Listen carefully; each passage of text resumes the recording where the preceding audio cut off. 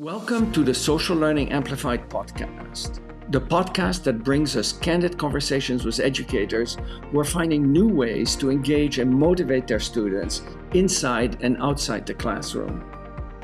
Each episode of Social Learning Amplified will give you real-life examples and practical strategies you can put into practice in your own courses. Let's meet today's guest. Welcome to Social Learning Amplified. I'm your host, Eric Mazur, and our guest on the episode today is Dr. Virginia Clinton-Lisell. Thank you for joining us. Thank you for having me. Dr. Virginia Clinton-Lisell began her career in education as an ESL teacher in New York City. She then obtained her PhD in educational psychology with a minor in cognitive science at the University of Minnesota. She is an associate professor in educational foundation and research at the University of North Dakota, and Rose Isabella Kelly Fisher Endowed Professor, a distinction she received in recognition of her excellence in teaching and research. Her current research focuses on the psychology of reading comprehension and open education. She's published over 50 articles in education research and teaches courses in education research, program evaluation, and psychological foundations of education. I'd like to highlight one article that came out earlier this year in the journal Research in Learning Technology, and that immediately caught my attention because of its title. The article is entitled Social Annotation: What are students' perceptions and how does social annotation relate to grades? The research was carried out using Perusall and concludes, I'm quoting here, that students reported higher motivation levels for social annotation than quizzes, and that social annotations are positively correlated with course grade. That's music to the ear of any instructor. Yeah. So, to start us off here, what got you interested in using Perusall? Yes. So, I've been involved in open education for a while, and I had heard that social annotation was a good use of open educational resources, because they're very flexible in terms of their licensing, so they work well on platforms such as Perusal. And like many instructors, my students, especially my undergraduate child development students, don't necessarily do the reading before class. But if they don't do the reading, then it's just there's so much breadth in the field. We just cannot cover everything. And then that also slows down class time and prevents time for like active learning and discussion and all those good things that we know are helpful for student learning. And I find that oftentimes that there's a lot of lecture just because it's like there's so much to cover and this is the fastest way to do it, and that's not what I want to do. I know that's not the best way to learn. So I was curious if Perusal was a good alternative to pre-class quizzes, because I had been doing quizzes, and I'd done a study using quizzes, and I hadn't really found that it helped with student learning at all. But I was very much eager to test out alternatives, and then I heard about Perusal, so looked into it. I tested it out with a different class, and then decided to try it in my face-to-face course. I was aware that there had been quite a bit of research done, or at least, considering how new the tool was, there was a fair amount of articles published. I knew there was a good amount of articles in online contexts. I actually am a co-author on one that came out last year in the Scholarship of Teaching and Learning in Psychology, where we found students had positive perceptions of Perusal. They liked social annotations. They found it was a way to connect with other students. And engage with the material. And I was curious how this would work in a face-to-face class, especially, I hate to blame COVID for everything, but I have noticed just students are learning how to student again, how to be on campus, how to do things, how to interact, how to work in groups.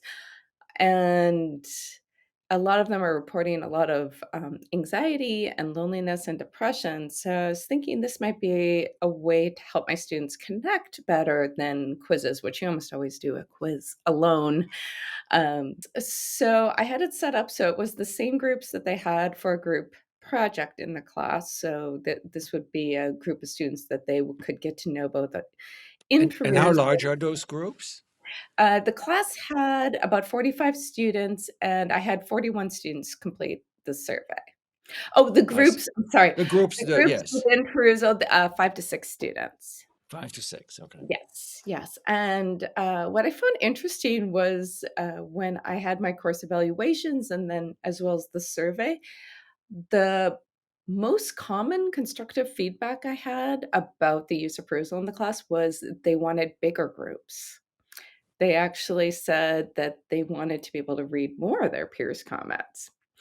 So that seemed like a pretty telling data point to me, so to speak. Our student comment to me that it wasn't like, I hate this. This is awful. This is so tedious. Why can't I just do a multiple choice quiz instead? But it was actually saying, I wish I could hear more from my Have you peers. changed the group size as a I have. consequence I of have that? made the groups bigger since I then. see. So now they're about 10 students. I see. Yeah. So, I mean, what you've said so far, and I'm sorry if I'm interrupting you, Mhm. but there's so many questions coming up in my mind. Yes. I mean, I, you know, as you know, I flipped my approach to teaching over 30 years ago when I started, implementing peer instruction. Mhm. And I went through many different methods of trying to motivate my students to do the teaching. And I came to a similar conclusion than yours that quizzes, and I abandoned quizzes.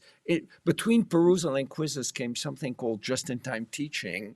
Um, but I abandoned quizzes in favor of just-in-time teaching Okay. exactly for the same reason as you said, they didn't work. Why, but in your case, why do you think they didn't work? And in what way didn't they work? Okay, so, now I'm trying to remember this it was a study I did, like, back in 2015, to be honest. I in that particular study, I either had students answer 10 multiple choice quiz questions or 5 multiple choice quiz questions, and then write a brief reflection on how they learned the content for the quiz. And I didn't find any differences at all I in see. either Even quizzes, the longer even quizzes. with that reflection Yeah. added. Yeah, I didn't have a no quiz group, which was a common critique of my study, but I it was just a practical matter that in scholarship of teaching and Yeah, learning, your research design is dependent on your teaching load, and I yeah, had 2 intro to psych courses that I was comparing. I I am see. currently, doing a more complex research design analysis in my child development class. This relates to something I, had mentioned that I wanted to talk about later, but I'll just jump ahead now because 'cause I'm excited about it. So it's the same class as last year. It's bigger this year, I have almost 70 students, and for the chapters up until the first exam, there were no quizzes or no perusal. They were told to do the reading, but there was no way that they were held responsible for the reading. So the odds are based on human nature and the data we have about student reading is they probably didn't do the reading. Then for the chapters from exam 1 to exam 2, half of them took quizzes, multiple choice questions online, and the other half did perusal. And then now we're on the 3rd unit, which is the chapters from exam 2 to exam 3, and they've switched. So by the Mm, end of the term, everyone will have a control data point, which is exam 1 with no quizzes, no perusal.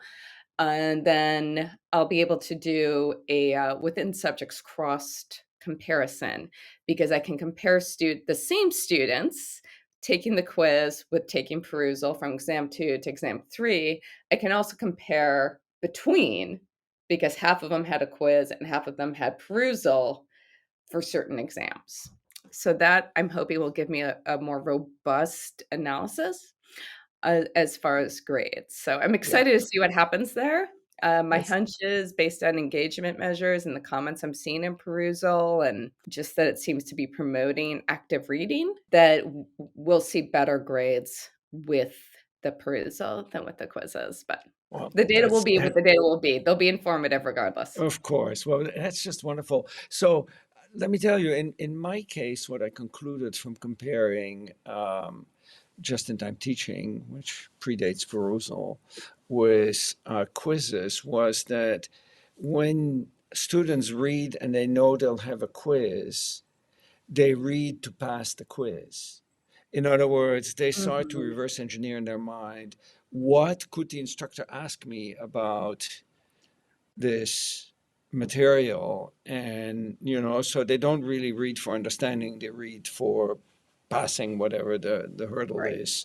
right. So it becomes much more of an extrinsic motivation to reading than an intrinsic motivation to reading. Yeah. And one of the other things that struck me about the article that I mentioned at the beginning was that you disabled the automated grading and perusal. I have not had the guts to do that in my own class.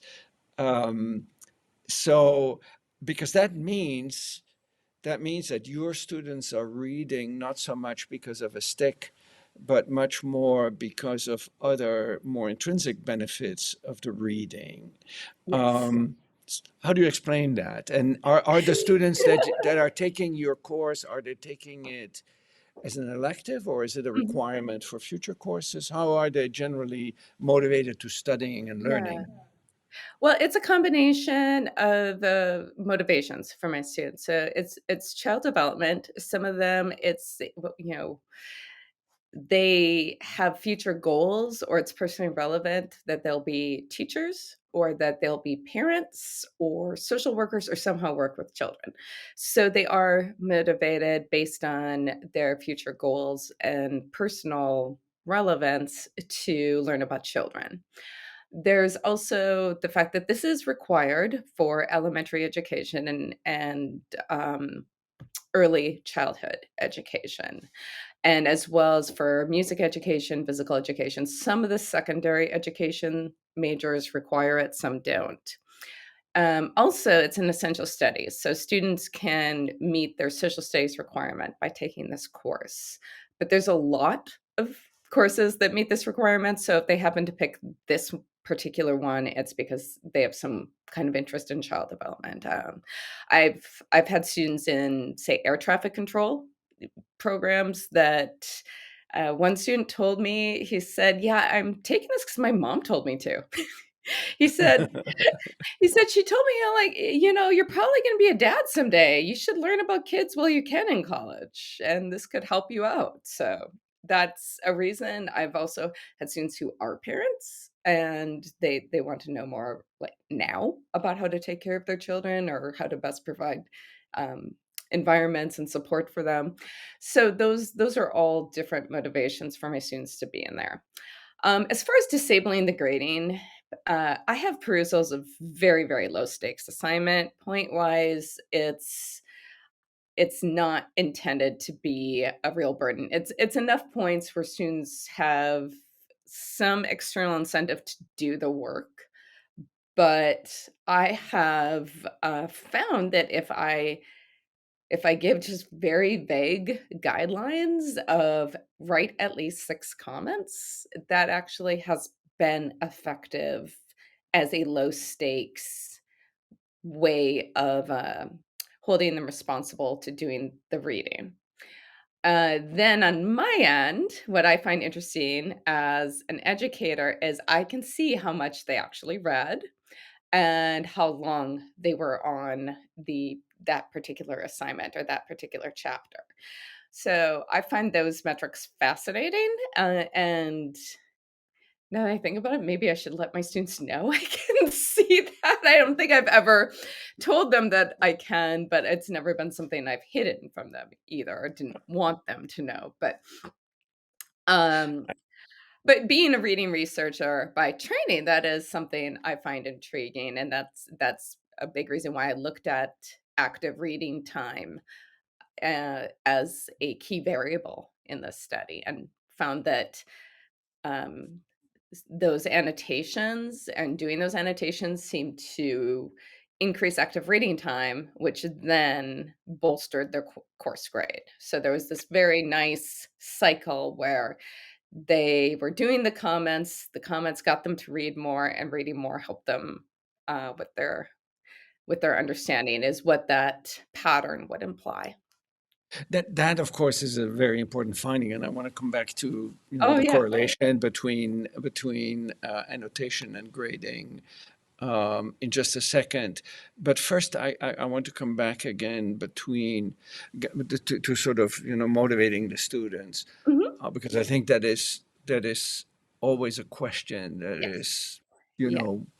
on the front in front Yeah. of the minds of instructors, right? How do I motivate my students? Yeah. So do you said low stakes, but Yeah. low stakes is different from no stakes, Right, right? low So stakes is there is any different from no so stakes. So this does yeah, definitely could make if you were on the edge of a grade, it definitely could make a difference, and then we're talking about 6 different chapters that they read, so it adds up to about half of an exam worth of points, so it's enough points to make it worth I if see. they're I only see. doing it for the points, it's, So, but then, how do you assign if you turn the grading off in mhm. Perusal? How do you assign those points? I, manually go through. There is a grade button on the assignment, and it tells me Oh, each student okay, and how many okay. comments they made, and that's also where I can see percent of the assignment read and number of minutes active reading, and another data point I always find intriguing, how many times they opened the assignment. I see. Yes. So, Okay. are they So just I sitting understand. in one. Yeah. So I misinterpreted the comment in the paper. I thought Yeah. that you had not assigned any grading, but essentially Oh, you no, grade no. manually rather than using the Mhm. auto grading Right, in right. Perusal. And Well, I'd be the curious grade to function and know. oh, I'm sorry. In a future year, you might want to try the auto grading because I teach 160 students and it would be impossible Yeah. to do it manually. But even Oh, I of think course, of well, you course. mentioned 60, 70 students. That's a lot too. I understand now. So how do you, because I think this is another thing that many instructors are often struggling with, is how do you position perusal for the students? What do you tell them about it? And how do you, at the beginning of your semester, motivate the students to, A, participate in it actively, but maybe much more importantly, to actually participate in it meaningfully, right? Or rather Right. than just having it be busy work, to actually Mhm. really engage in meaningful discussions with their peers. How do you do that? Well, it depends on the class how I frame it. I will say one thing I do that I would hope is somewhat motivating is I do go through and I answer all the questions they post.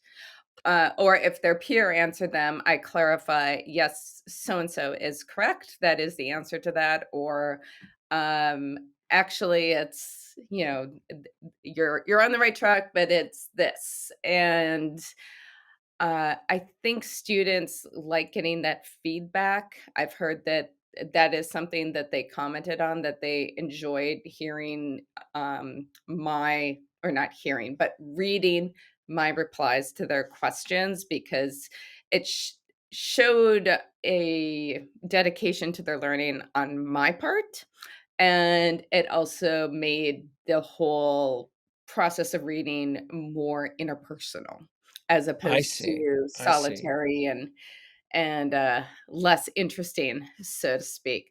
I will say for the courses where I've conducted studies, I don't say anything super positive about perusal or anything where I try to talk about the benefits or how to make sure the comments are meaningful for their own good.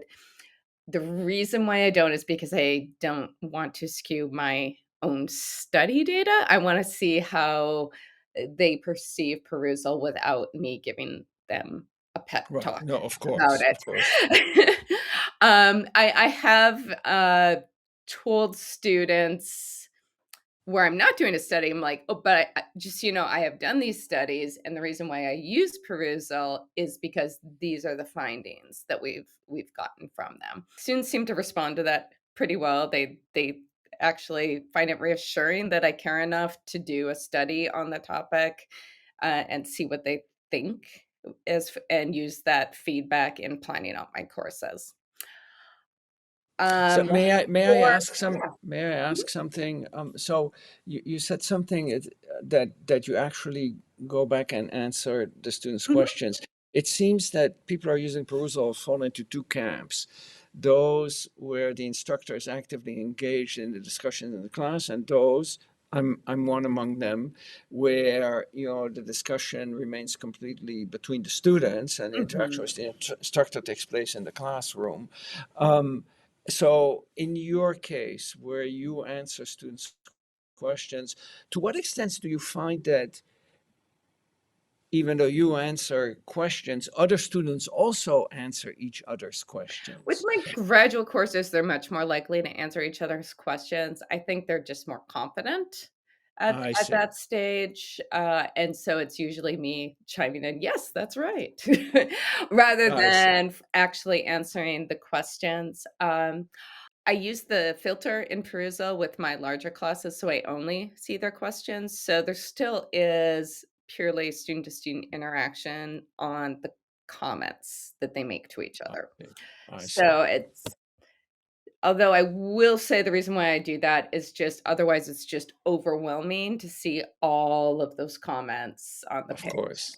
Of And course. I've Of course. also found that is a reason to have groups be a little bit bigger, because if I have, say, 10 different groups, students where there's a confusing part, they'll have the same question 10 times, from each group somebody posted, and I need to You're because they can only see what's posted in the group, I need to go in and answer each individual question. multiple I times. also find it very helpful for my teaching because if I'm going through that and we'd already covered the content in class and I see that my students are clearly having misconceptions or they're just really curious about a topic that I didn't think was that important to cover or didn't make the cut, so to speak, to be covered in my class as opposed to only in the book.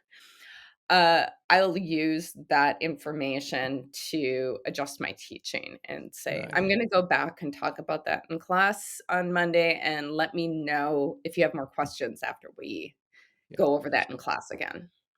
That was probably one of the most eye-opening experiences for me when we were developing Perusal, which wasn't called Perusal then, and it was sort of a platform that we used in my class, and I sort of realized that it provided me a window into the brains of my students. I could sort of see what was going on, which something that would otherwise not be visible to the Yeah, instructor.